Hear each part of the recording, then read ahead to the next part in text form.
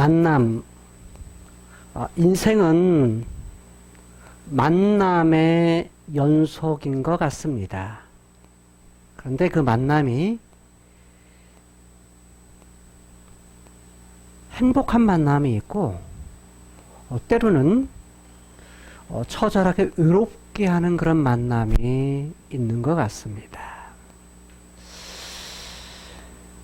75년 동안 여러분들이 보았던 영상, 하버드에서 3대에 걸쳐서 연구하는 사람의 대표가 3사람이 바뀌어가면서 계속적으로 연구했던 연구의 결과, 사람의 행복의 비밀이 어디 있는가? 사실 사람의 본능 안에는 행복하고자 하는 그런 본능, 욕구가 누구나에게 숨겨져 있습니다. 또 다른 한편에는 행복과 아울러서 사람은 성공하고 싶다라고 하는 본능, 이것이 사람에게 있는 것입니다.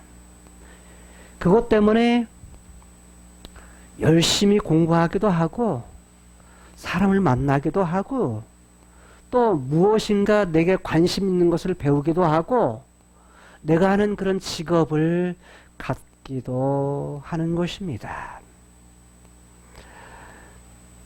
사실 만남의 연속 속에서 행복하기도 하고 외롭기도 한 것입니다.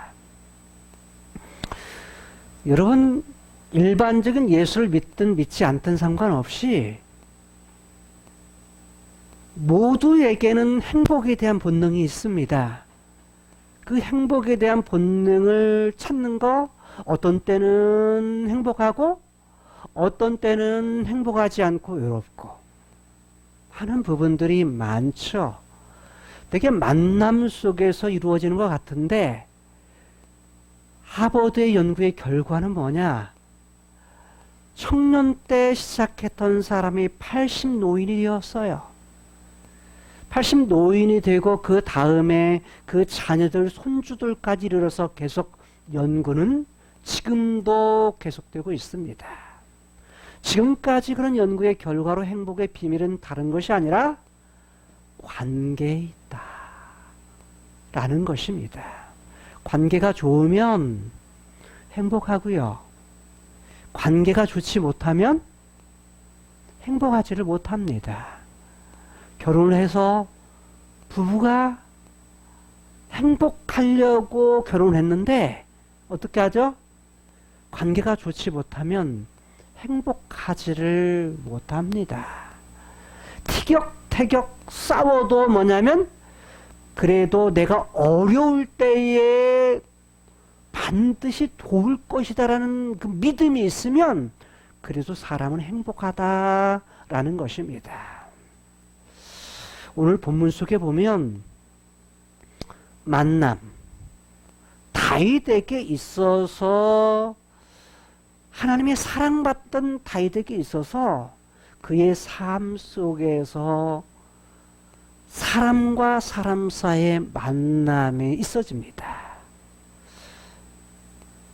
여러 만남이 있는데 늘 좋은 만남만 있는 것은 아닌 것 같습니다. 그가 왕이었을 때는 아무 소리 못했던 사람들이 그의 아들이 반란을 일으켜서 쫓기는 신세가 되자, 다른 말로 말하면 힘이 없는 도망자의 신세가 되자 그를 향해서 돌을 던지며 욕을 하는 그런 사람을 만나기도 합니다. 그게 누구였죠? 시므이라는 사람입니다. 오늘 19장에서 보게 되면 맨 처음 9절에서 15절까지는 도망치던 다윗이 이제 그의 아들이었던 반란자 압살롬이 죽게 되고 압살롬이 죽은 거에 대해서 몹시 슬퍼하며 울며 이제 소리 질며 그렇게 했던 다윗, 그런데 요압이 다윗에게 직언을 하죠. 직언을 하면서 만약 이 밤에 왕이 돌아서지 않으면 아마 이 밤에 있었던 왕을 따르던 모든 사람들이 왕의 곁을 다 떠나갈 겁니다. 왜냐하면 전쟁이 이겼는데 어떤 신세가 됐어요? 왕이 전쟁에서 이겼으니까 좋아해야 되는데 오히려 뭐냐면 어떤 신세가 된 거예요? 죄인된 신세가 된 거예요. 다른 말로 말하면 승리했으니까 기뻐해야 되는데 수장이 뭐냐면 슬퍼하면서 우는 거예요. 왜요? 그 수장이 적장의 수장이 아들이다 보니까 바로 울면서 한쪽 방에 들어가 가지고 나오지도 않고 오히려 전쟁에서 나갔던 부하들은 한마디로 하면 전쟁에서 이겼는데 승리해서 기뻐해야 될 사람들이 왕의 모습을 보고서 슬금슬금 왕의 눈치를 보면서 뭐예요?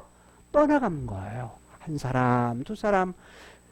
그러니까 이런 상황 속에서 지금 요압이 직언을 하고 그 직언을 받아들여서 다윗이 이제 그 앞에 서게 되죠. 어쨌든 이런 상황 속에 있으면서 나중에 바로 압살롬을 이뤘던 예루살렘에 있었던 많은 바로 이스라엘의 사람들은 그러면 이 상황에서 어떻게 할 거냐 라고 하면서 다윗을 다시 오도록 하면 어떻겠느냐 하는데 누구 하나 나서서 그 일을 처리하지를 못하는 거예요. 왜냐하면 이전에 다윗이 도망치는 상황 속에서 누구 편을 들었기 때문이에요? 그의 아들이었던 압살롬의 편을 들었기 때문에 지금 다윗을 갖다가 어떤 상황이에요? 배신한 상황이어서 만약 다윗을 갖다가 다시 오도록 해서 왕이 된다면 자기들이 뭘 당할 수 있어요? 죽임을 당할 수가 있거든요. 그러니까 쉽게 결정하지를 못하는 거예요. 결정하지 못하는 그런 상황 속에 있을 때 이 소문을 누가 들어요? 마하나임에 있었던 다윗이 듣는 겁니다.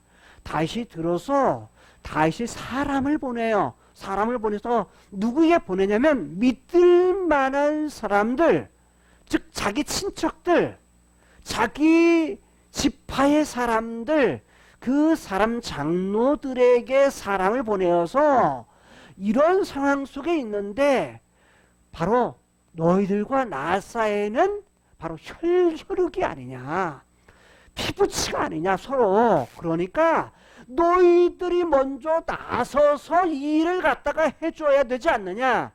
나는 너희들이 지금 세웠던 누구? 군대 장관이었던 자를 다시 누구를 나를 따르던 요압을 제치고 이 군대 장관으로 내가 삼겠다. 그리고 너희들을 갖다가 해코지하지 않겠다. 라는 그러한 의도를 보입니다. 보이면서 그 소식을 들었던 유다 사람들이 앞장을 서서 다윗을 갖다가 맞기 위해서 어디 쪽으로 마하나임 요단강 마하나임으로 가는 요단강 쪽으로 오게 되는 겁니다. 그리고 오십시오. 얼른 오십시오. 예루살렘에 오십시오. 사람을 먼저 보내서 예루살렘에 와달라고 이렇게 전령을 보냅니다. 거의 그까지가 뭐냐면 15절까지의 내용이에요. 19장 5절에서 15절까지 내용이에요. 19절까지 죄송합니다. 15절까지 내용이에요. 그리고 16절에서 23절까지 내용에 돌아오는 길에, 즉 다윗이 자기의 가족들과 자기를 따르던 부하들을 데리고서 마하나임에서 요단강 쪽으로 오고 유다 사람들도 지금 요단강 쪽으로 옵니다. 그런데 이 왔을 때에 누가 오냐면 유다 지파 사람들과 그 다음에 이전에 돌을 던지면서 욕을 했던 시므이가 옵니다. 왔을 때 많은 사람들을 데리고 와요. 그리고 왔을 때 동시에 누구도 오냐면 이전에 사울의 종이었던 시바라는 사람이 어떻게 했죠? 거짓말을 했죠. 자, 이렇게 주인의 아들이었던 사울의 아들이었던 요나단의 아들이었던 무비보셋 너희는 이렇게 갈 때 도망갈 때 만났을 때 야, 네 주인 무비보셋은 죄송합니다. 자꾸 입이 꼬이네요. 무비보셋은 도대체 어디 있느냐 그러니까 주의 주인은요. 저기 예루살렘에 갔습니다. 예루살렘에 가가지고 예루살렘에 자 이게 쿠데타가 일어나가지고 거기서 이렇게 쿠데타가 일으키면 자기는 왕의 손자니까 혹시 이 사람들이 자기를 뭘로 세울 거다? 왕으로 세울 거라고 생각해서 거기에 간 것 같습니다. 라고 뭘 해요? 거짓말을 한 것입니다. 그러니까 거짓말을 해가지고 그러냐? 그러니까 다윗이 그 말 듣고서 어떤 마음을 느끼겠어요? 괘씸하죠. 배신감을 느끼죠. 자기는 최선을 다해서 어떻게 한 거요? 이전에 있던 모든 재산도 다 돌려줬고 누구에게 줬죠? 무비보셋에게 돌려줬죠. 뿐만 아니라 그리고 왕의 아들이 식사하는 자리에까지 같이 앉도록 했던 거야. 이 말은 무슨 말입니까? 왕과 왕의 자식들, 아들, 딸과 함께 식사하는 자리에 뭐 한 거요? 앉게 했다는 얘기는 어떻게 했다는 거야? 야, 너 내 아들이다. 라는 얘기예요. 너 내 아들이다. 이 아들뻘로 지금 뭐 한 거야? 위치로 올려놓은 거예요. 자기 자식뻘로 올려놓은 거야. 그런 데다가 지금 뭐 한 거? 식사 자리에 함께 했다는 것은 그의 지위를 갖다가 뭐냐면 인정해 준다는 거예요. 자, 생각해 보세요. 재산도 줬죠? 종도 다시 줬죠? 그 다음에 그 위치도 어떻게 한 거예요? 위치도 왕의 아들의 그런 위치까지 인정해 줬어. 사실은 사울의 손자이기 때문에 어떻게 해야 될 사람이에요? 다 죽어야 될 사람이에요. 죽어야 돼 마땅할 사람인데 무비보셋은 그걸 아는 거예요. 자기는 그럴 만한 자격이 없는 사람인데 자격이 없기 때문에 더 이게 은혜라고 생각하고 더 감사하며 산 건데 이 지금 시바로부터 이 이야기를 딱 들으니까 지금 괘씸한 거예요. 여러분 같으면 어떻겠어요? 괘씸한 생각 안 들겠어요? 그렇잖아요. 아무 조건 없이 모든 걸 다 쏟아서 다 사랑을 줬는데 지금 뭐 한 거예요? 나를 배신하다니 이런 생각이 드니까 바로 뭐냐면 시바에게 야 내가 무비보셋에게 모든 재산을 다 줬었는데 야 너 그거 나눠 가져. 절반 다 어떤 거요? 다 줬었는데 이제는 뭐냐면 죄송합니다. 다 줬었죠. 그런 상황이었습니다. 그러니까 다윗이 왕이었지만 이렇게 뭐냐면 참 왕이었을 때는 꼼짝도 못하더니 쫓기는 신세가 되니까 쫓아오면서 욕도 하죠. 돌도 던지죠. 이런 일을 당하는 그런 만남. 이게 그야말로 어쩌면 다윗의 상황에서 보게 된다면 다윗 편에서 본다면 너무 힘든 거죠. 시바는 거짓말해서 나중에 알고 그 당시를 몰랐는데 나중에서 또 알게 되죠. 어쨌든 별의별 사람을 다 만나요. 사람이 그런 것 같아요. 인생 속에서 여러분도 그럴 거예요. 인생에서 좋은 사람도 만나지만 어떤 사람도 만나요? 그렇지? 못한 사람도 만나는 걸 볼 수가 있어요. 자, 왕이었던 다윗이 처음에 쫓기는 신세가 됐을 때는 어떤 사람한테 와요? 못 사는 사람, 힘든 사람, 고통스러운 사람, 이런 사람만 만나더니 나중에는 어떤 사람 만나요? 예? 왕이 되니까 이제는 왕족들, 그러니까 그 위치에 있으니까 자기의 또 뭐냐면 도움이 될 사람들이 생기는 거예요. 예전에는 하나도 자기 도움이 안 되는 사람들이에요. 그런데 감사한 것은 그렇게 만난 사람들이, 그럴 때 만난 사람들이 나중에 어떤 사람이 돼요? 다 장군들이 돼요. 그래서 이 사람들은 어떤 것이냐? 앞뒤를 볼 것이 없는 사람이에요. 오로지 뭐냐면 다윗이 최고인 거야. 그래서 나중에 왕이 됐을 때는 온전히 앞뒤 볼 것도 없고 뭐만 봐요? 다윗을 만나서 다윗을 목숨을 내놓고 그를 따랐던 사람들이기 때문에 왕이 되어서 왕이 된 다윗의 곁에서 최선을 다해서 목숨을 내어놓고 다윗을 도와요. 돕는 일을 해요. 그래서 군대 장관도 되고 그를 따르던 아주 중요한 위치에 있는 사람들이 돼요. 자, 그래서 뭐냐면 사람이라는 것은 어떤 일이 될지 모르는 거야. 지금은 아무것도 아닌 존재 같이 여길 수 있지만 장차 잘 준비되어지면 어떤 사람이 돼요? 아주 중요한 역할을 할 수 있는 사람들이 될 수 있다는 거예요. 지금 다윗의 그런 만남은 쫓기는 신세에서 이랬지만, 자, 쫓기는 신세에서는 거짓말도 하고 또 뭣도 해요? 욕도 하고 그러죠. 그런데 다윗은 그랬을 때 이 사람 쳐 죽여라 이렇게 말하지 않아요.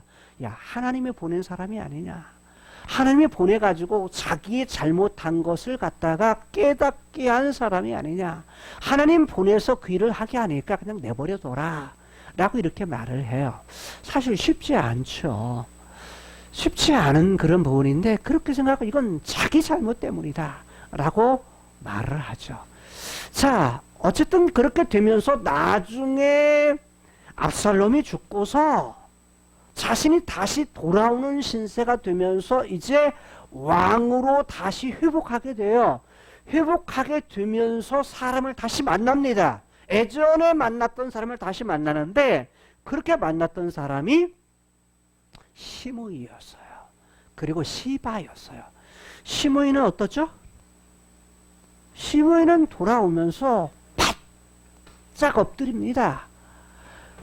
먼저 찾아와 가지고 요단강 쪽에 요단강 건너와 가지고 뭐냐면 자기 부하들을 데리고서 나중에 이 다윗을 갖다가 요단강을 건너게 하기 위해서 유다 지파 사람들과 함께 왔어요. 그리고서 바짝 엎드려서 내가 내 죄를 압니다. 왕이요, 청컨대 예전에 내가 잘못한 걸 제가 아는데 기억하지 마십시오. 그거 다 잊어버리십시오. 나는 내가 죄인인 걸 압니다. 내가 죽을 죄를 졌다는 걸 압니다. 용서해 주십시오. 라고 말합니다. 여러분 같으면 여러분이 다윗이라면 어떻게 하겠어요?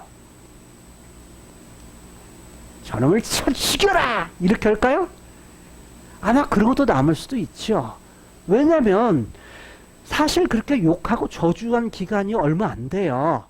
그의 다윗의 뇌리 속에서는 뭐예요? 사실 지워지지 않는 충격이죠. 사실 우리 같으면 그럴 수밖에 없는 상황인데 다윗은 뭐냐면, 왜냐면 그의 장관이었던 누가요? 아비새가 나서가지고 저놈을 갖다가 죽여야 됩니다. 하나님의 기름 부은 자, 하나님께서 기름 부으신 자를 갖다가 뭐 했다고요? 저주한 자가 아닙니까? 저주했다는 얘기는 가볍게 왔다. 가볍게 본 죄가 아닙니까? 그러니까 목을 베는 것, 죽이는 것이 마땅합니다. 라고 얘기를 합니다. 그럴 때 다윗은 말립니다. 야, 내가 왕이 되는 날이 아니냐 지금. 왕이 되는 날이 아니냐. 왕으로 다시 회복하는 날이 아니냐. 그러니까 결코 죽일 수 없다. 피를 볼 수 없다. 이 좋은 날 피를 볼 수 없으니까 내버려둬라 라고 말하는. 그러니까 용서를 해줘요. 누구도요? 시바도 용서를 합니다. 그런데 나중에 또 누구를 만나냐면 그 중에서 무비보셋을 만납니다. 자, 무비보셋을 만나는데 무비보셋이 누구예요? 절뚝발입니다. 사울의 손자입니다. 요나단의 아들입니다. 무비보셋이라는 말은 두 단어의 합성을 하고 그랬죠. 자, 무비라는 것은 파라라는 단어의 어원이, 파라라는 말은 불다. 그러니까 숨으로써 뭐예요? 분다는 거야. 분다. 여러분 말 때 옛날에는 이렇게 청소할 때 어떻게 했죠? 비로 쓸었죠. 비로 쓸고 쓸다가 또 허가면 입으로 뭐 하죠? 불어가지고 뭘로 어디로요? 구석으로 무어쳐. 뭘요? 먼지를. 그래서 그게 나오는 말이 분다라는 말도 되고 구석으로 모은다라는 말도 돼요. 자, 옛날에는 뭐가 없냐면 청소기가 없었죠. 오늘날 의미로 바꾼다고 하면 이 빨아라는 말이 어떤 역이냐면 청소기로 빨아들인다, 청소한다 라는 말로 바꿀 수 있는 용어예요. 자, 무슨 말 이해되죠? 그러니까 무비보셋의 무 부분은 앞에 전치사고 그 피라는 말이 파라라는 말에 중간에는 뒷절은 사라지고 그 다음에 앞에 하나만 남았어요. 그게 피라는 부분인데 그게 파라예요. 어원이. 그 파라라는 말이 훅 불다 라는 말이에요. 자, 청소기로 청소한다, 빨아들인다. 이게 나쁜 것을 뭐 하는 거예요? 먼지를 부른다든지 빨아들인다든지 이런 거겠죠. 자, 그런데 이게 뒤에 있는 보셋이라는 말, 보세트라는 말은 어떤 말이냐면 수치, 부끄러움이라는 단어라고 말씀을 드렸어요. 그러니까 두 개면 수치를 갖다가 뭐냐면 훅 불어버린다, 훅 날려버린다 라는 말이에요. 그러니까 수치를 없애버린다. 다른 말은 수치를 청소기로 청소해버린다. 이런 의미예요. 좀 더 현대어로 쉽게 표현한다면 이게 무비보셋인데 이 무비보셋을 만나면서 무비보셋이 상황을 얘기를 해요. 그 상황이 뭐예요? 오늘 본문서 상황을 얘기하면 뭐냐면 무비보셋이 왕을 만나면서 왕이 물어요. 야, 도대체 너는 내가 예루살렘에서 도망갈 때 야, 네가 따라왔어야지. 도대체 너는 나 안 따라오고 도대체 너는 나와 함께 도망가지 않고 너는 도대체 어디 간 거야? 라고 이렇게 묻는 거예요. 너 왜 나와 함께 도망가지 않았느냐? 라고 물어요. 알아요? 몰라요? 지금? 내용은 잘 모르지만 이전에 지금 누구한테 들었죠? 시바한테 들었죠. 어디 갔다고요? 예루살렘으로 갔다라는 얘기를 들으니까 지금 다윗은 어떤 마음을 가지고 있는 거예요? 배신하는 배신감의 마음을 가졌기 때문에 야, 너는 지금 나하고 뭐한 걸 오해죠. 너하고 나 함께 도망가지 않고 나와 함께 가지 않고 너 도대체 어디 간 거야? 라고 묻는 거예요. 물었을 때 무비보셋이 이야기를 해요. 즉 다윗과의 만남에서 이야기를 하면서 하는 말이 어떤 말을 말하냐면 그는 하나님의 사자, 왕은 하나님의 사자와 같습니다. 라고 말하면서 왕의 눈에 좋을 대로 왕의 마음에 좋을 대로 처분하소서라고 말합니다. 이 말은 뭐냐면 왕의 마음에 드는 대로 하십시오 라는 말인데, 이 말이 지금 우리말에는 처분이라고 번역을 했어요. 자, 그런데 왕의 마음대로라고 했는데 실상 이 말은 무슨 말, 히브리어는 이렇게요. 우리말에는 번역 안 한 용어들이 몇 가지 있어요. 그 다음에 이건 좀 후에 제가 살펴볼 거고요. 그 중에 이제 왕의 좋을 대로라는 말, 이 말은 왕의 눈에 좋은 대로, 왕의 눈에 좋은 대로, 왕의 눈에 보기에 원하는 대로, 그 다음에 처분하소서라는 말은 아싸예요. 행하십시오. 행하소서라는 말이에요. 그래서 오늘 말씀의 제목을 이렇게 정했어요. 한번 같이 읽어보실까요? 오늘 하나님께서 라는 말을 하늘 왕이신 하나님께서 어떤 자? 사자. 즉 사자는 보내셨다 라는 의미예요. 보내셨다. 누가 보내셔요? 하나님께서 보내셨다. 그 보내신 자를 통해 뭐 하신다? 행하신다. 행하시는데 어떤 일을 행하시냐? 하나님의 관심사, 하나님의 일, 하나님의 계획을 행하신다는 겁니다. 그래서 지난주에는 하늘 왕께서 보낸 자를 통해 일하신다 라고 했었고, 지난주에 말씀을 전하다가 중간에 끝냈죠. 계속해서 이어지는 말씀 바르실 때까지 계속 나갑니다. 그런데 오늘은 하늘 왕이신 하나님, 하늘 왕이신 하나님께서 뭐 하신 자? 보내신 자를 통해서 뭐 하신다? 행하신다. 또 일하신다 라는 것입니다. 자, 제가 칠판을 쓰면은 지금까지 한 것은 뭐 한 거다? 서론적인 부분으로 말했어요. 칠판을 통해서 조금 더 설명을 해가면 이렇습니다.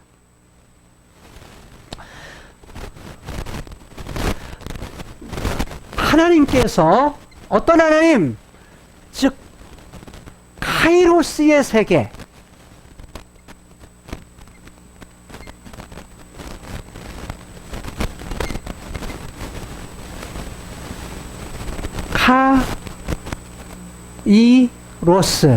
카이로스라는 말은 눈에 보이지 않는 세계. 구약에서 뿐만 아니라 신약에서도 계속적으로 말하고 있는 것은 보이지 않는 세계, 눈에 보이지 않는 세계. 이걸 갖다가 성경은 그냥 영적이다, 영적인 세계, 성경적으로는 그렇게 표현을 해요. 그런데 헬라에서는 이 용어를 카이로스라고 말해요. 시간이라고 말할 때 카이로스, 눈에 보이지 않는 시간의 세계라고 말합니다. 그래서 주로 이 세계를 그냥 카이로스의 세계. 이 용어는 철학적인 용어이기도 해요. 철학에서는, 고대의 철학에서는 어떻게 하냐, 카이로스, 크로노스라고는 그런 용어를 씁니다. 그리스에서 헬라적 용어죠. 자, 쓰는데 이걸 갖다가 그냥 보이지 않는 세계, 그 다음에 본질의 세계, 다른 말로 하면 참인 세계, 신약에서 요한복음은 유의 세계라고 말합니다. 이걸 다른 말로 하면 눈에 보이지 않는 하늘나라 라고 이렇게 표현할 수 있어요. 눈에 보이지 않는 하나님, 이런 것을 표현해요. 그러니까 카이로스 하면 카이로스에 담겨져 있는 내용은 눈에 보이지 않는 세계에 속한 모든 것이라고 여러분들이 이해하시면 돼요. 자, 이해되시죠? 또 하나, 이 세계, 본질의 세계에 있는 분이 성경을 통해서 역사라는 것을, 그분이 뭐냐면 시작을 하세요. 그 시작은 시작이 있고 뭐가 있는 세계? 끝이 있는 세계. 헬라어에서는 이걸 갖다가 알파 그리고 오메가라고 말해요. 우리로 말하면 뭐라고 말해야 될까요? 예? 그냥 처음과 끝, 시작과 마지막. 우리말로 하면 여기는 알파벳의 A, 처음, 헬라어의 알파. 끝은 뭐냐? 오메가, 맨 마지막 알파벳에. 영어로 말하면 A. 그 다음에 영어로 말하면 끝에가 뭐예요? Z 또는 G라고 말해요. 자, 우리로 말하면 뭐예요? 기억. 그 다음에 여기는 히읗이라고 말할 수 있어요. 이 과정에는 다 뭐냐면 니은, 니귿, 시옷 이렇게 쭉쭉 있겠죠. 이거 과정이고 이게 시간이에요. 시작과 끝이 있는데 이 점과 이 점을 갖다가 연결을 해요. 자, 수학에서는 점과 점을 연결하는 걸 뭐라고 그러죠? 네? 선이라고 말해요. 선. 선이라고 수학적 용어로 말하죠. 그러니까 이게 뭐냐면 그 사이는 선이 있고 선에서는 어느 지점들이 있는 거예요. 이걸 갖다가 뭐라고 말하느냐? 역사라고 말해요. 자, 역사라고 하는데 그 역사는 고대 시작으로부터 끝까지 있는 선에 관한 그것을 갖다가 바로 역사라고 말하는 거예요. 자, 그래서 우리가 역사 여러 가지 정의를 내지만 역사학자들마다 뭐냐면 다 정의가 달라요. 예를 들어서 철학자가 내리는 역사의 정의가 다르고요. 신학에서 내리는 역사의 정의가 다르고 그 다음에 수학자가 내리는 역사의 그런 정의가 다 달라요. 우리는 어떻게 하냐면 우리가 경험한 것이 전체라고 생각해요. 우리가 공부하고 우리가 외운 것이 전체라고 생각해요. 저도 그랬거든요. 그런데 공부하면 공부할수록 뭐냐면 참 내가 무식하다 라는 생각이 들어요. 왜냐면 아는 것, 내가 알아가야 될 것이 너무 많구나. 여러분, 예를 들어서 제가 그냥 공부를 않고 책을 안 읽고서 예를 들어서 내가 참 무식해 이러면 이건 진짜 무식한 거예요. 무슨 말인지 이해가 돼요? 공부를 않고 그냥 나 참 무식해 그러면 내가 진짜 무식한 거예요. 근데 과거에는 그런 것들이 있었어요. 왜냐면 책도 별로 안 읽고 성경만 읽고 성경에 대한 건 공부만 하고 이랬으니까요. 근데 3년 반 동안 600권 이상의 책을 대하면서 한 분야에 3권 이상 한 90개 분야의 책을 읽으면서 야, 내가 정말 모르는 분야가 너무 많구나. 근데 알아가면 알아갈수록 모르는 것이 많아요. 분야도 많잖아요. 여러분 다 똑같은 것 같죠? 그러지 않아요. 여러분 제가 박사 학위가 있지만 저는 뭐냐면 한 분야의 학위인 거예요. 모든 분야의 박사가 아니에요. 여러분 뭐냐면 박사들이 박사촌에는 예를 들어서 대전에 있는 단지 전주에 있는 그런 단지 보면 맨 거기는 박사들이에요. 박사들. 자기들 박사들끼리 있을 때는요. 박사들끼리 있는 사람들은 흔한 것이 다 박사야. 근데 뭐냐면 전공이 다 달라요. 전공 분야가 다 달라. 분야가. 그러니까 뭐냐면 과거에는 박사하면 대단히 되겠지만 최초로 했던 큰 분야를 싸고 있는 것은 철학 박사예요. 철학 안에 수학도 과학도 역사도 모든 것이 다 포함됐기 때문이에요. 자, 무슨 말인지 이해가 돼요? 근데 시대가 가면서 20세기, 19세기 이후에 이것이 세분화돼요. 세분화되면서 하나의 그런 부분들이 세분화되는 부분 속에서 하는 분야들이 세밀해져요. 그런데 그 박사들은 세밀한 자기 분야에서 이것을 혼자 연구할 수 있는 자격을 주는 것이 박사예요. 그러니까 박사는 박사학위 받은 것이 끝이 아니에요. 박사면 그걸로부터 그 분야에 대해서 혼자 스스로 연구할 수 있는 사람이 박사인 거예요. 여러분, 우리가 인생을 살아가면서 우리의 두뇌 하나님의 영성을 몇 프로 사용하고 죽는다고요? 3 내지 4%예요. 이게 여러분 모두가 지금 모르는 것이 당연한 거야. 새로운 분야는 모르는 것이 당연한 거예요. 저도 새로운 분야를 배우지만 저는 이번 주간에 아주 큰 일을 경험했어요. 그게 뭐냐면 40년 동안 연구한 거를 하루아침에 딱 나갔어요. 생각해 보세요. 40년 동안 연구에 저장된 컴퓨터에 하드가 전부 다 날아간 거예요. 그러니까 뭐냐면 포맷을 해서 포맷 뭐죠? 단추 하나 이렇게 하나 델리트 하나 눌러가지고 싹 사라진 거예요. 우리 보라가 어렸을 때 뭘 했냐면 이렇게 이스라엘 갔다 와가지고 사진 찍어가지고 놓은 폴더를 딱 했는데 딱 하나 어릴 때 그냥 해가지고 모르니까 그냥 델리트가 그냥 폴더 델리트 딱 눌러가지고 싹 날라갔거든요. 폴더 안에 저장된 용량이 적으면 휴지통으로 들어가요. 그쵸? 알죠, 여러분? 근데 용량이 많으면 아예 휴지통에도 못 들어가요. 완전히 다 없어지는 거야. 그래가지고 결국은 휴지통에도 찾아봤는데 못 찾고 결국은 뭐냐면 싹 사라졌어요. 아마 우리 보라가 나중에 돈을 많이 벌어서 아빠 뭐냐면 이스라엘 이렇게 성지를 다 다녀올 수 있도록 돈 많이 벌어야 돼. 공부 열심히 해가지고 돈 많이 벌어서 아빠 엄마 그때는 아빠만 갔으니까 아빠 엄마 성지에 다녀올 수 있도록 예? 그렇게 해야 돼?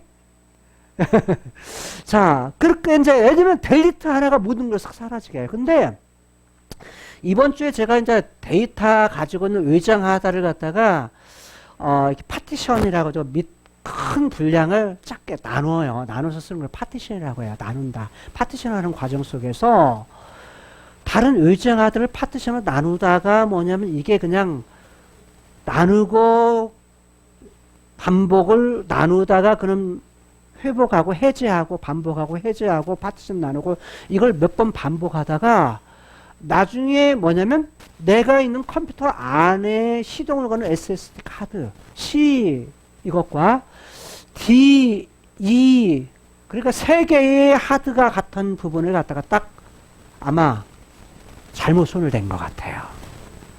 그리고 나서 C 하나는 처음 시동을 거는 거고 그 다음에 D와 E 부분은 뭐냐 하나는 우리 교회의 양육 시스템 그 다음에 목회에 관한 모든 자료들을 놓는 폴더예요.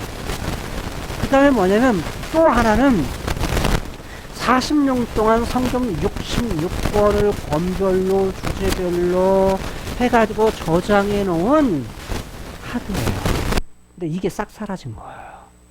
이게 뜨지 않아. 그래가지고 제가 월요일날 열심히 찾다가 못 찾아가지고 전문가를 와가지고 했는데 목사님 이게 안 떠요. 그래갖고 하드 전체를 그냥 들고 갔어요. 본체를 들고 가지고 해봤는데 안 되니까 전화가 왔어요. 이건 자기 손으로 못 한다고. 그래서 이것은 전문가에게 하드를 갖다가 다시 복원하는 전문가에게 맡겨야 된다. 그러니까 뭐냐면 컴퓨터 전문가도 자기 분야가 있는 거예요. 자기 분야가. 다 아는 것이 아니에요. 다 아는 것이. 잘하는 분야가 있고 자기 전문 분야가 또 있는 거예요. 그리고 분야가 있어도 뭐냐면 또 기계가 있어야 해요. 기계가. 그러니까 기계를 해서 물려가지고 하는데 그건 서울로나 대전으로나 보내야 된대. 그래갖고 이제 그렇게 보내는데 뭐냐면 그렇게 해서 보냈어요. 유정하드. 근데 하다가 뭐냐면 목사님 신은 전화가 왔어요. 신은 복원하는 걸 해보긴 했는데 좀 어려울지도 모르겠고요. SSD 카드는. 근데 거기에는 2020년에 그래도 백업을 받아놓은 것이 있는데 저기도 마찬가지고 성경 연구도 마찬가지고 목회 저기도 마찬가지고 2020년에 백업을 받아놓은 것이 있어요. 다행히 감사하게. 근데 2021년에 1년 동안 작업한 것은 하나도 없어요. 왜냐면 의장 하드다가 그걸 갖다가 하는데 뭐만 갔냐면 폴더는 가는데 즉 집은 가. 집은 가는데 뭐가 없어요? 내용물은 하나도 안 거예요. 나중에 보니까. 내용물은 하나도 없어가지고 그거 갖다가 그걸 하다가 작업하다가 싹 날려먹은 거거든요. 그래서 가격이 싼 것이 그 가격 싸다고 해가지고 해외 사이트에서 구매해가지고 그거 했는데 해외 사이트가 별로 좋지 않더라고요. 그래서 다음부터는 절대 않겠다. 그래서 우리나라 기술이 정말 좋아요. 하드는. 그래서 의장 하드를 이번 주 안에 당장 구매를 했죠. 아내한테 그 부탁을 해가지고 여보 이렇게 했는데 싼 게 해외에서 이렇게 구입했는데 이게 그냥 다 날려먹었네. 이것 때문에 모든 거 다. 그래서 사람이 그러더라고요. 이래고서 제가 내려놓은 것이 뭐냐면 야 40년 동안에 모든 연구 자료를 하루아침에 싹 잃었을 때 여러분 생각해 보세요. 그걸 뭐라고 말해요? 우리말로 말하면 멘붕 상태가 온 거예요. 뭐 완전히 그냥 텅 빈 거야. 텅 빈 거예요. 머리가. 그러니까 야 이게 이렇구나 이게. 그래서 야 이거 믿을 만한 거 못 되겠구나. 그래서 그 다음에 이제 빨리 내려놔야 마음이 편해요. 40년이 연구한 거 먹어도 뭐 다 내려놓고 1년 동안 다 연구하고 작업한 거. 그러니까 66권 작업한 것도 뭐냐면 하나도 없어요. 지금 뭐 하다가 그 작업하다가 지금 카페 만들려고 그 자료를 지금 하고 있는 중에 지금 날아간 거니까 일부 애써서까지 올려놓은 것밖에 없어요. 애써 올려놓은 것밖에 자료가. 그래서 컴퓨터 바꾸는 과정 속에서 중요하게 그 이렇게 조그마한 USB에다가 이렇게 옮겨놓은 자료, 가장 최근의 자료 이거만 지금 이쪽으로 옮겨놔가지고 그 USB에 넣은 그런 자료밖에는 최근 것이 없어서 그거 가지고 지금 한 거예요 자료를. 그런데 이런 거예요. 야 내가 진짜 모든 걸 마음을 쏟아서 했던 부분들에 이 땅에 뭐 할 만한 거? 믿을 만한 거? 없구나. 하나도 없구나. 최고의 것은 뭐다? 최고의 것은 변하지 않는 거다. 그래서 야 내가 어느 순간에 잊어버렸구나. 그게 뭐였어요? 진짜 참이신 하나님 이런 일을 해도 그건 도구에 불과하다. 도구에 불과할 뿐이지 과거에 내가 주님 만났을 때 이 모든 건 다 쓰레기였는데 하는 생각이 딱 떠오르는 거예요. 그래서 내려놓기가 더 쉬웠어요. 여러분 만남의 부분에서 우리가 만나는 사람들도 있는가 하면 때로는 어떤 사람도 있죠? 헤어짐도 있어요. 근데 만남 속에서 좋은 만남도 있지만 때로는 어떤 만남도 있어요? 좋지 못한 만남도 있어요. 근데 다윗은 자 무비보셋을 만나면서 사실은 뭐냐면 서운했죠. 근데 이야기를 다 듣고 나면서 뭐냐면 하나님의 사랑이 당신 눈에 좋은 대로 하세요. 라고 이렇게 말을 듣죠. 또 하나의 만남은 바르실레예요. 바르실레는 성경 17장하고 또 이것밖에는 등장하지 않아요. 바르실레라는 사람은 여기서 있다가 사라져요. 역사 속에서. 사라지는 사람인데 이 사람은 참 대단한 사람이에요. 바르실레라고는 사람은 다윗이 쫓겨났을 때 마하나임에 있을 때에 자 많은 먹을 것을 가지고 진수성찬을 가지고서 소비 마길이라는 사람과 함께 바르실레가 먹을 것을 잔뜩 가져와 가지고 배고픈 사람에게 가장 필요한 건 뭘까요? 배가 고프면 가장 필요한 것이 뭐예요?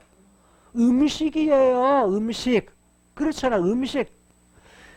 자 17장에 보게 되면 27절에서 29절까지의 말씀을 보게 되면 한번 띄워줘 보실래요? 즉 이 바르실레가 아주 많은 먹을 걸 가져와요. 한번 볼까요? 뭘 가져와요? 침상, 잘 때, 자 대야, 씻을 거, 그 다음에 질그릇, 음식을 담는 그릇, 밀, 보리, 밀가루, 그 다음에 볶은 곡식, 그 다음에 콩, 팥, 볶은 녹두, 그 다음에요, 꿀, 버터, 양, 치즈.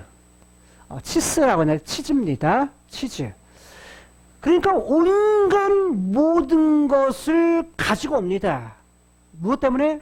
다윗과 그와 함께한 모든 사람들, 시장하고 고나고 목마른 사람들을 위해서 먹을 것과 마실 것, 이것들을 가지고 와서 뭐냐면 공개, 이들을 갖다가 제공을 합니다. 도와줍니다.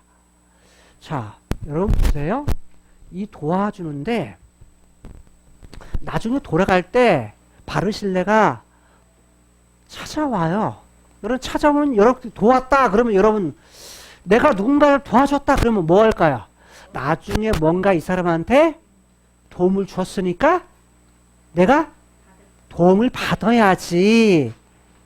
주는 것이 있으면 내가 받는 것이 있지 라고 생각을 해요. 그쵸? 보통 사람은 뭐냐면 줄 때 내가 뭔가를 받아야지 라는 생각을 가져요. 그런데 이 바르실레는 정말 대단해요. 그가 찾아왔을 때 이미 뭐냐면 많은 것을 다윗에게 그 외에도 먹을 것 이것을 공개하지만 다윗이 뭐냐면 너무 고마워서 바르실레를 데리고서 어디를 가려고 그래요? 예루살렘으로 데려가려고 해요.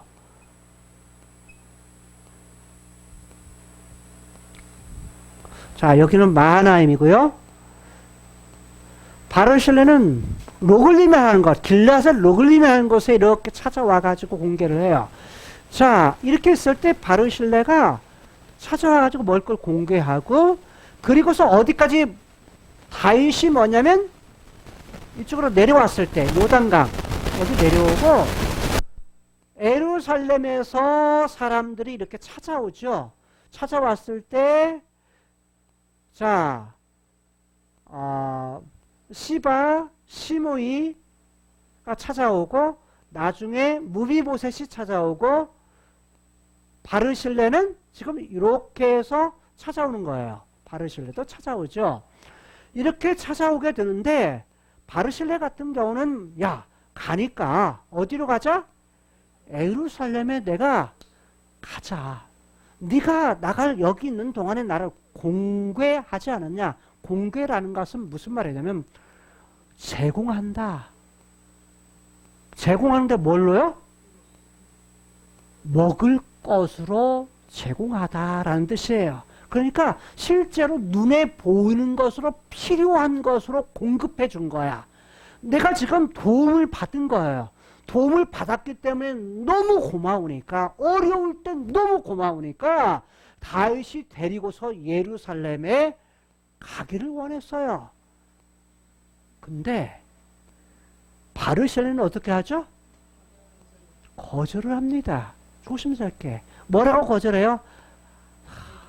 이제 내 나이가 80입니다. 요즘에 80은 젊죠. 근데 그때 80은요, 엄청난 나이야. 1세대를 40으로 생각을 했으니까 40대를 한 세대로 생각할 때 80이면 이미 다른 사람 2배를 산 거야. 무슨 말 이해가 돼요?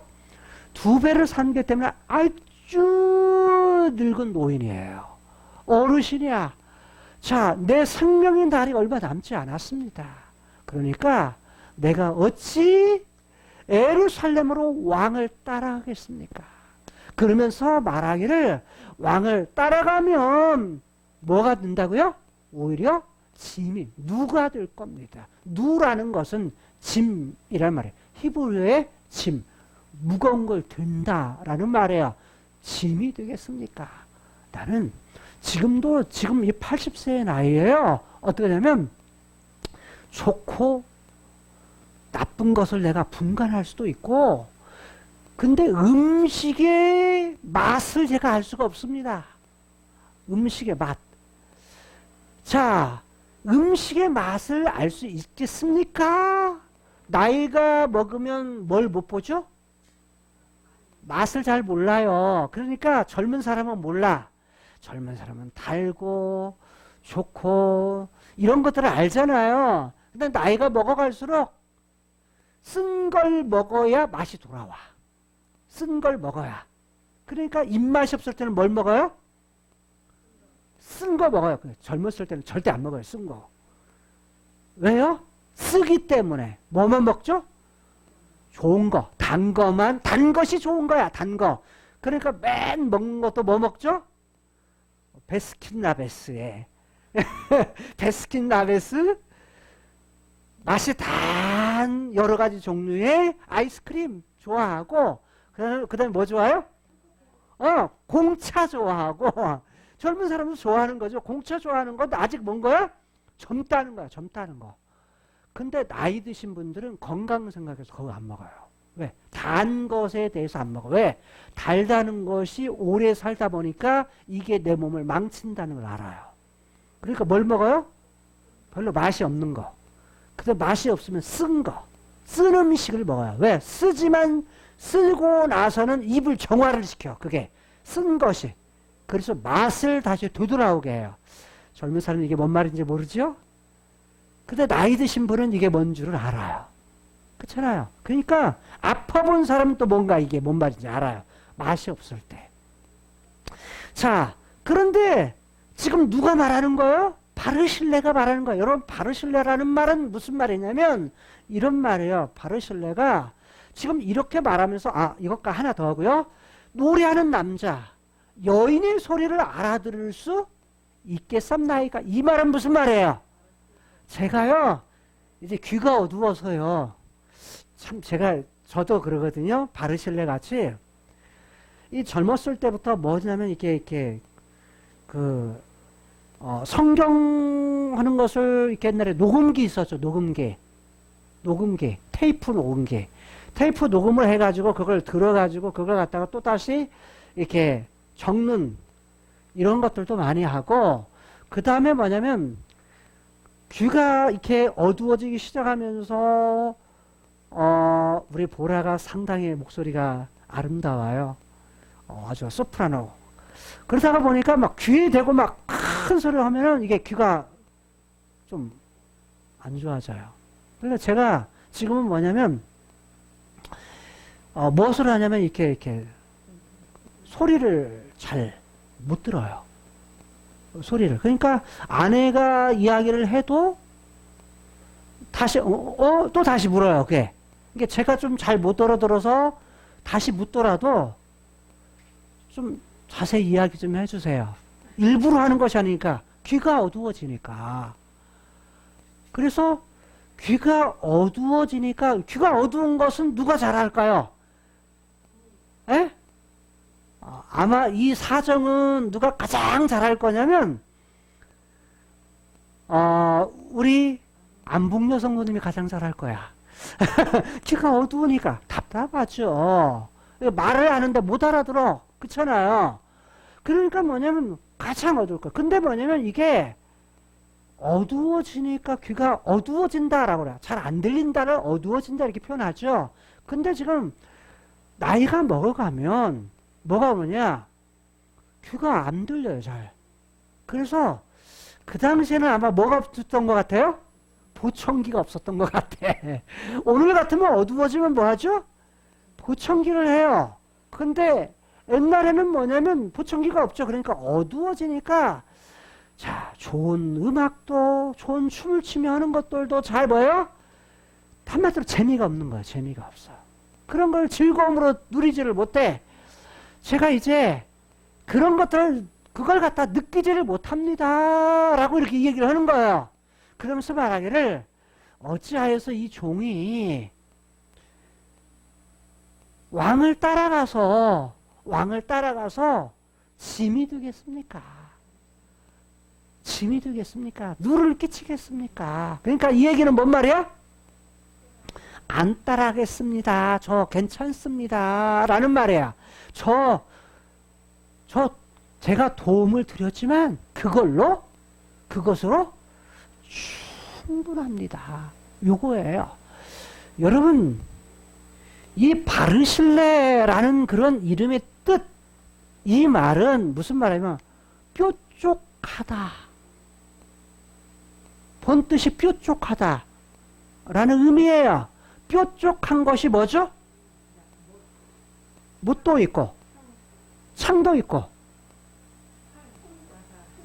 송곳. 그렇지. 우리말로 딱 떠오르는 건 송곳이에요. 송곳으로 딱 찌르다. 그래서 여기서 뾰족하다, 찌르다 라는 말이 바르실레 어원이에요. 근데 뭘로 듣느냐? 찔렀을 때 뭐가 생기죠? 아니, 이때 송곳으로 일단 어떤 나무를 찌르면 뭐가 생겨요? 딱 찌르고 빼면 뭐가 생겨요? 구멍. 그래서 바르실레라는 그 말의 어원에서 구멍, 뚫려진 구멍이라는 말도 나오고, 또 하나, 자, 뾰족한 송곳으로 찔렀죠. 그런데 이건 뭘로 만드냐? 이거 송곳이라 그랬죠. 근데 뭐냐면 송곳이 뭘로 만들어요? 쇠, 철. 그래서 거기에 나온 것이 바르실레라는 이름 뜻이 뭐냐면 철로 된 심장이라는 말이에요. 철로 된 심장, 마음의 심장. 그러니까 심장이 철로 됐다 이 말은 뭐예요? 강하다라는 말이야. 그러니까 심장이 큰 사람, 다른 말 심장이 강한 사람. 심장이 강하게 하려면 어떻게 해야 돼? 여러분 보세요. 사람은 창세기 3장 이거나 누구나 느끼는 것이 뭐냐면 두려움이에요. 두려움. 그쵸? 두려움. 두려움인데 그 두려움을 없애기 위해서 사람들이 마음을 강하기 위해서 하는 것이 뭔 줄 아세요? 담대하게 하기 위해서 운동도 하고 또 뭐 또 하냐면 공동묘지 가서 기도도 하고 공동묘지 가서 노래도 하고 운동하는 사람도 공동묘지 가서 그 두려움을 없애기 위해서 그렇게 해요. 자기 심장을 갖다가 뭐 하기 위해서? 강화하기 위해서. 그런데 그런 것은 진정으로 두려운 것을 없애지는 못해요. 그러니까 심장이 약한 사람은 공동묘지에 가서 하는 거 오지미질이죠. 사실에 쉽지 않죠. 근데 뭐냐면 바르실레라는 말이 무슨 강한 심장의 소유자. 이 말은 다른 말로 표현하면 냉철하다 라는 말이에요. 냉철하다는 건 뭔 말이야? 냉정하다. 다른 말로 어떤 사건을 볼 때 객관적으로 본다라는 말이에요. 객관적으로. 그러니까 바르실레라는 이름에 걸맞게 그는 지금 내 나이가 80인데 제가 왕께 공개를 했지만 그러나 나는 이 나이에 내가 가서 뭘 도움을 받을 수 있겠습니까? 라는 거야. 그런데 실상은 로글림이라는 곳은 어떤 곳이냐면 그 바르실레가 살았던 로글림은 길르앗의 산지예요. 그런데 로글림이라는 지역이 도대체 어떤 걸 주로 많이 했냐면 이거는 양치는 일들을 주로 많이 해요. 산간 지역에서 양치는 것이 직업이 많은데 그러다가 보니까 발전하는 것이 뭐냐면 양 털을 깎고 그 다음에 뭐냐면 양 가죽 있죠. 양 가죽을 이걸 갖다가 말려가지고 이걸 갖다가 옷이라든지 천막이라든지 만드는 그러한 일들을 주로 많이 하는 지역이 길르앗이라는 지역이야. 이 로글림이라는 지역에서 이런 일들을 통해서 지금 누가? 바르실레라고 하는 사람이 돈을 많이 번 것으로 보여져요. 그러니까 어떻게 부자가 됐다라는 말은 없어요. 그런데 그 지역과 그 지역에 있는 여러 가지 생업 이것을 통해 볼 때에 그는 부자가 되었을 때에 바로 이런 일을 통해서 바로 먹고 살 만한 많은 부자가 되지 않았느냐라고 보는데 어쨌든 이러고 나서 누구를 따라가지 않아요? 왕을 따라가지 않습니다. 그리고 거기서 딱 멈춰요. 그 다음에 보니까 36절에 보죠. 왕을 모시고서 지금 왕을 모시고 내가 여기까지 찾아온 것은 왕을 모시고서 어디를 건너게 하려고? 요단강을 건너게 하려고 온 것뿐입니다. 다른 뭘 온 거야? 가는 사람 배웅하러 온 것뿐입니다. 그러면서 내가 어찌하여서 왕께 상을 바라고 이런 일을 했겠습니까? 보상을 바라고 이런 일을 했겠습니까? 다른 말로 말하면 내가 지금 먹을 것을 제공한 것만으로도 나는 충분합니다. 여러분, 본문 속에서 다윗이 아주 많은 종류의 사람을 만나되 본문 안에서만 시므이, 그 다음에 누구요? 시바, 그 다음에 무비보셋, 그 다음에 바르실레라는 사람을 만납니다. 다른 말로 표현하죠? 우리가 인생을 살 때에 인생을 살면서 한 종류의 사람만 만나는 것이 아니라는 겁니다. 특히 다윗 같은 경우는 하나님의 사자라는 말이 뭐예요?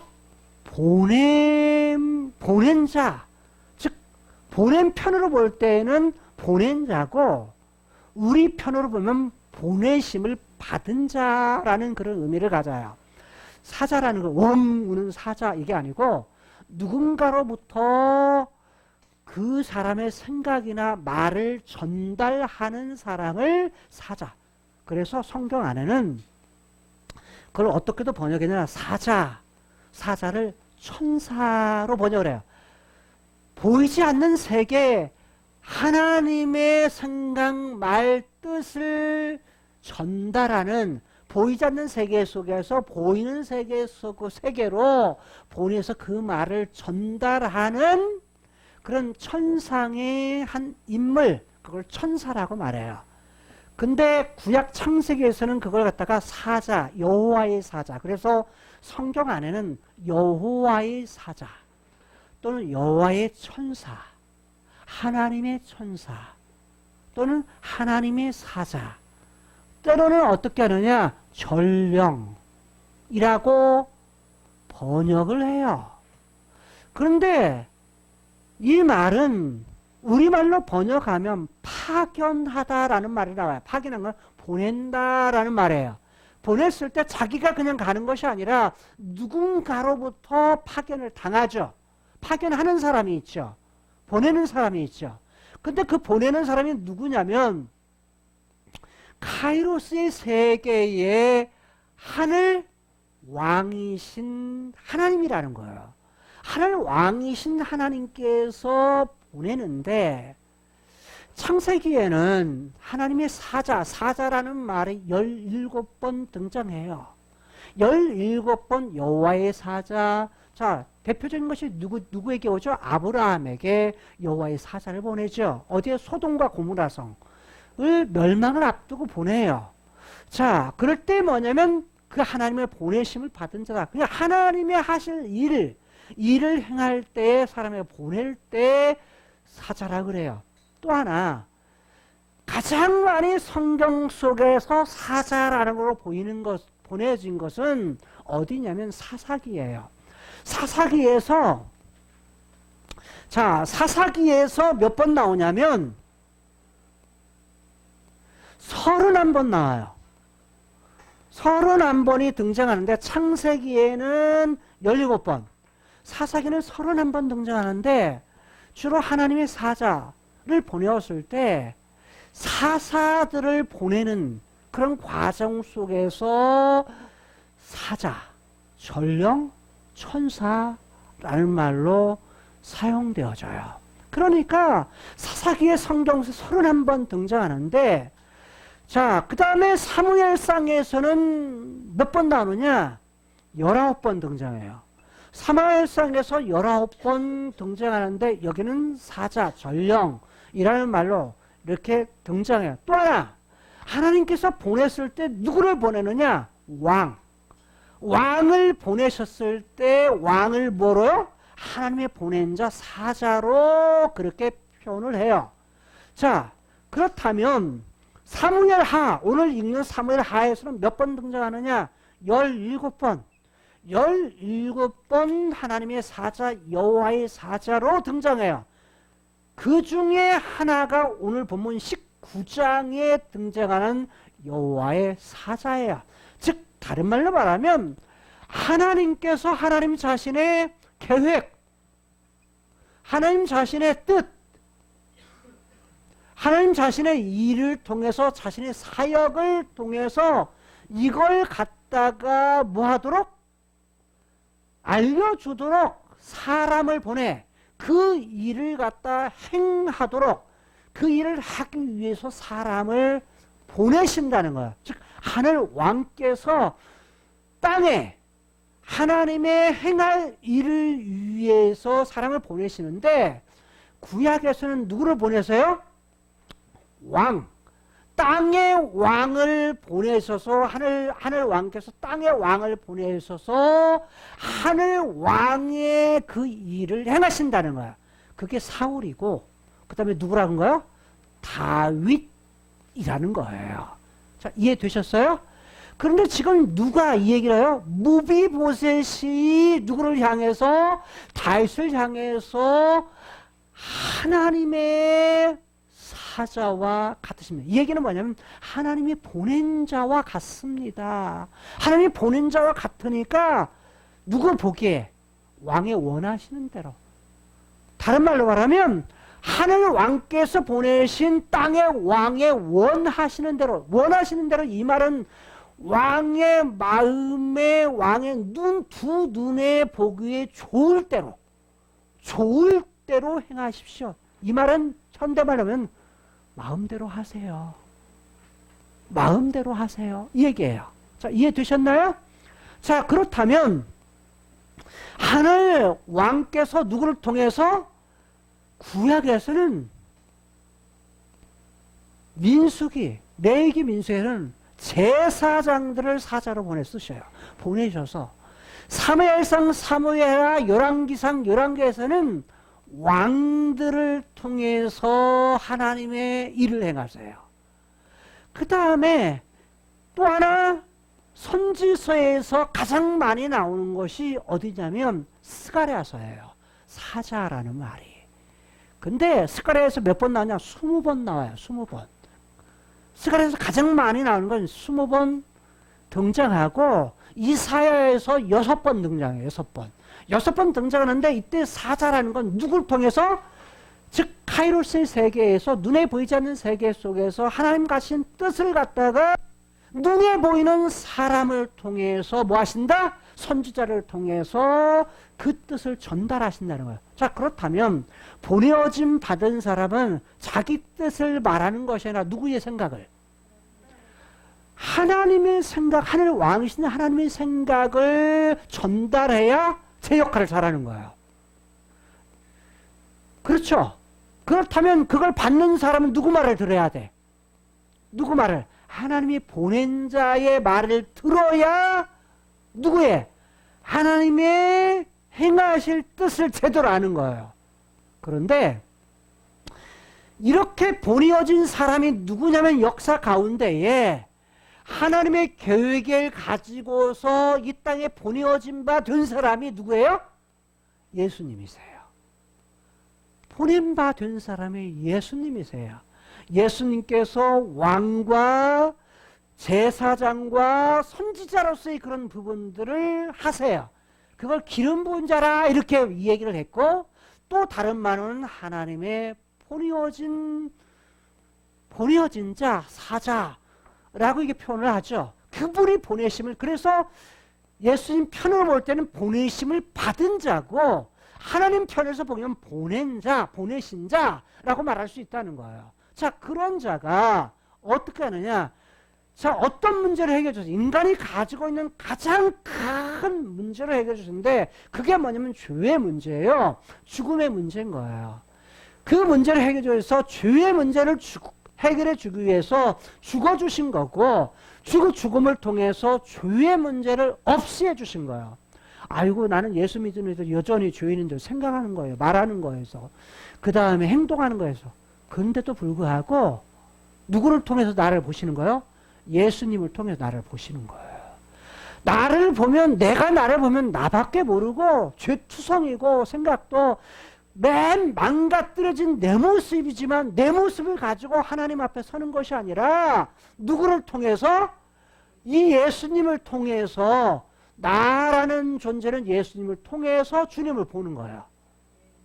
그러니까 뭐냐면 은혜인 거예요. 그러니까 은혜인 거예요.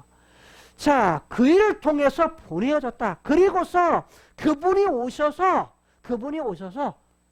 보내어진 바 된 그분이 어떻게 해? 이 땅에 오셔서 33년 동안의 사역, 그 다음에 3년 동안의 공적인 사역을 통해서 어떤 일을 하느냐?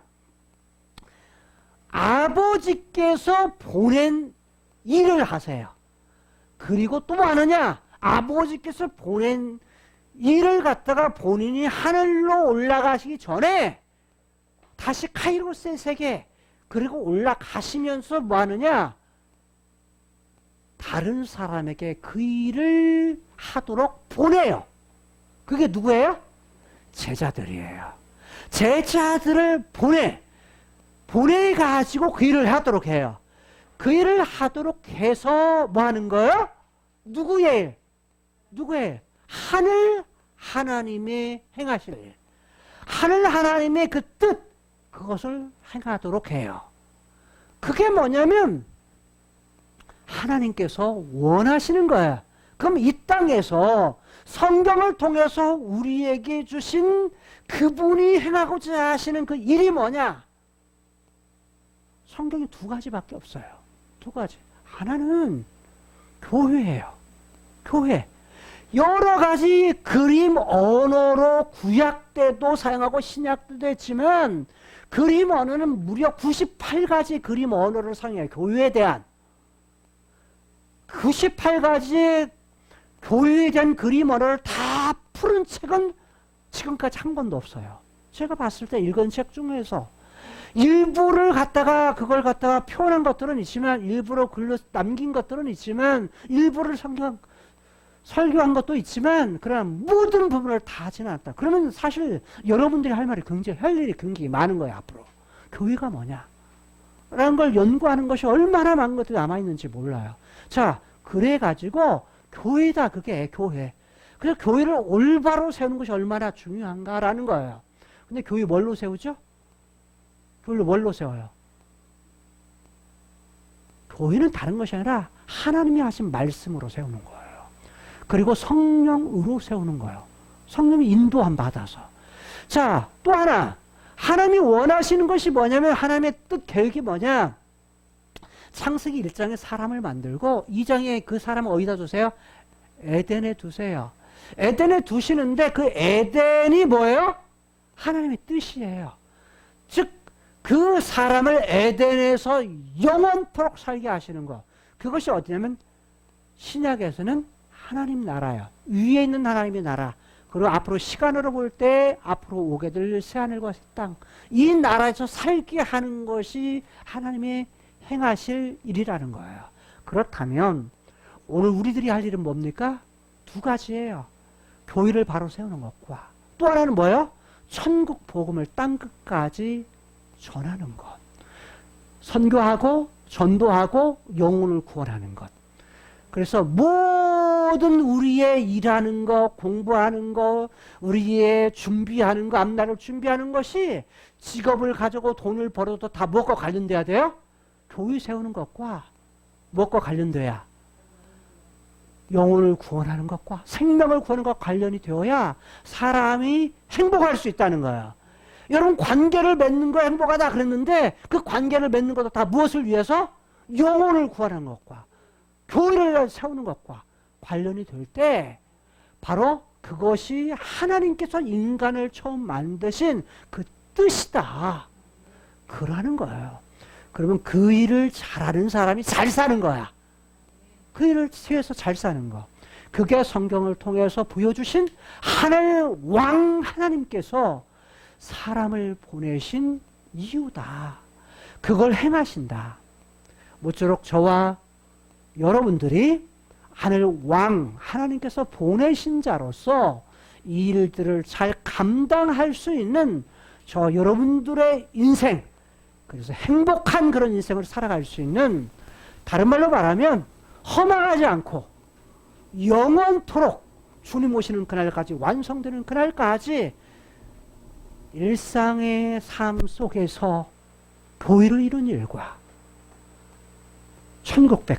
천국을 내가 누리고서 그걸 전하는 사람으로 살아갈 수 있는 삶을 살아갈 수 있는 행복한 사람이 될 수 있기를 주님의 이름으로 축복합니다.